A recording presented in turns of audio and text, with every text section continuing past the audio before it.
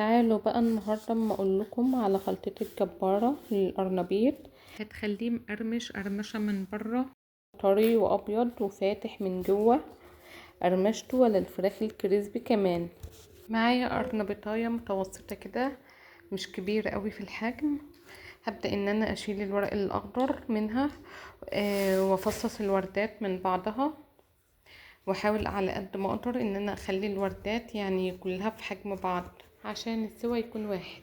نسينا نسمي بالله ونصلي على الرسول. اللهم صل وسلم وبارك على سيدنا محمد وعلى اله واصحابه اجمعين. متابعة وشير ولايك للقناة عشان يوصل لكم كل جديد. كده فصصت القرنبيطة. هبدأ ان انا اجيب كل وردية كده واشيل القشرة الخارجية، وهكمل بقية الكمية بنفس الطريقة، وبيكون معانا بالشكل الجميل ده. هاخده كده بقى اشطفه تحت الحنفية بمية جارية، واجيب حلة على النار فيها مية بتغلي، واحط فيها معلقة ملح وربع معلقة كمون، وهسقط القرنبيط عشان يتسلق. واول ما المية تغلي كده هعد 4 دقايق وبيكون اتسلق معانا. واحنا بنعد من بداية الغليان، بنعد 4 دقايق من بداية الغليان، 4 دقايق بالظبط بيكون اتسلق معانا، ما نزودش عن كده عشان ما يتهريش. وبعدين ما بنسويهاش سوا كامل، بتكون ناقصة سوا شوية عشان لسه هتكمل سواها، ويكون طبعا مش مستوي بزيادة عشان لسه هيتقلي وما يتهرش مننا. طبعا لما بيطلع بيكون سخن فبيكمل سواه.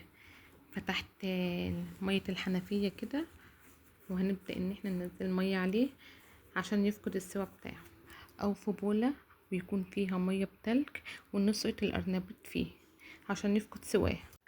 على ما يهدى بقى كده ويبرد ويبطل سوا، هنجهز الخلطة بتاعتنا. معانا 3 بيضات صغيرين عشان القرنبيطة حجمها وسط، ولو هي كبيرة هيبقى 4 بيضات. وهضيف معلقة كبيرة من الخل، وهبدأ ان انا افك كل البيض بالمضرب بالشكل ده، وكوباية من اللبن الحليب، وهنقلب المكونات دي كلها مع بعض. وعايزة اقول لكم ان معلقة الخل بتمنع الزفارة تماما. هنحط كوباية من الدقيق، وهنحتاج من كوباية لكوباية وربع من الدقيق، يعني على حسب نوع الدقيق، فمش هحط تاني الا ما اقلب واشوف. ومعلقتين كبار من النشا، معلقة صغيرة ممسوحة من البيكنج باودر. هنقلب المكونات دي مع بعضها، وبعدين بقى هنشوف الخليط هيحتاج ايه، هيحتاج دقيق او هيحتاج لبن، زي ما يحتاج هنشوف بقى. هنقلب ونشوف. طبعا هو كان تقيل فزودت شوية لبن، وهقلب كده وهشوف. طبعا هو القوام كده تقيل فهزود شوية لبن كمان وهقلب. هو القوام بيكون يعني ولا سايل زي المية ولا يكون تقيل نحط القرنبيط فيه يتهري مننا، يعني هو بيكون وسط كده. بصوا بيكون القوام بالشكل ده كده مظبوط. يلا بينا بقى نحط البهارات بتاعتنا اللي هتديله طعم. معلقة ملح صغيرة، ومعلقة صغيرة كمون، ومعلقة صغيرة كزبرة ناشفة، ونص معلقة بابريكا، وربع معلقة كركم عشان تديله لون، وربع معلقة صغيرة من الفلفل الاسود. ولو حابة تضيفي شطة بس انا محطتش بصراحة، ما كانش عندي. هقلب المكونات دي كلها مع بعض. بصوا بقى انا مش قادرة اقول لكم الريحة طلعت عليا جميلة، ريحة التوابل تحفة. بالنسبة للخضرة انا حاطة كزبرة وبقدونس، وفي ناس ما بتحبش الشبت،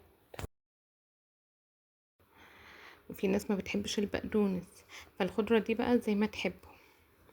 ومعلقة صغيرة من الثوم المفروم. والطبق اللي هجهزه معاكم دلوقتي ده هو ده اللي فيه سر القرمشة. كوباية من الدقيق، وعليهم معلقتين كبار من النشا، ورشة كركم، ورشة ملح، ونص معلقة بيكنج باودر. وهنقلب المكونات دي كلها مع بعض، وادعيلي بقى وهتشوفي القرمشة. هاخد بقى القرنبيط واحطه في الخليط واقلبه في الخليط بالشكل ده، وبعدين اشيله واصفيه كويس جدا، وبعدين احطه في المكون الجاف مكون الدقيق والنشا، وبعدين انفضه كويس. هنحط في الخليط السائل ونقلبه كويس، وبعدين يعني ما نبهدلش ايدينا كده، وهنشيله ونصفيه كويس جدا، وبعدين نحطه في مكون الدقيق، وبقلبها كده في الدقيق عشان تتغلف كويس، وهنفضها كويس من الدقيق، من مكون الدقيق اللي عليها، وهاخدها من المكون الدقيق ده على زيت غزير ويكون سخن قوي، ويفضل واحنا شغالين ايد تكون في الطبق اللي فيه الدقيق والايد التانية بتشيل القرنبيط من الطبق اللي فيه المواد السائلة. هنحطه في الزيت ويبدأ يشمع، هنقلبه وما نخليهوش ياخد لون، ونقوم مقلبينه، يعني نفضل نقلبه كده كل شوية، يعني ياخد لون ونقلبه على الناحية التانية، وبعدين نقوم مقلبينه على الناحية التانية ياخد لون، وبعدين نقوم قلبينه تاني ياخد لون اكتر، يعني عشان يبقى لونه موحد كده، وتبقى كريسبي كده ومقرمشة. وكل شوية بعد المصفى على الزيت كده الم الهري اللي واقع عشان يبقى الزيت نضيف معايا. وبنكمل بقى بقية القرنبيطة بنفس الطريقة، وبنطلعه بقى كده على ورق مناديل عشان يصفي الزيت. وواضح طبعا اصلا من شكله انه كريسبي خطير. كده خلصنا، وبنقدمه كده مع رشة بقدونس مع اللون الذهبي كده، شكله خطير يفتح النفس. شايفين الجمال؟ من بره مقرمش وكريسبي، ومن جوه طري وقلب ابيض وشارب من التتبيله، والطعم خطير. انا متاكده ان اللي ما بيحبش القرنبيط لو جرب الطريقه ديت اكيد هيحبه. وبألف هنا، وما تنسوش تصلوا على الرسول. اللهم صل وسلم وبارك على سيدنا محمد وعلى آله وأصحابه أجمعين. متابعة وشير ولايك للقناة عشان يوصل لكم كل جديد. أشوفكم على خير في رعاية الله.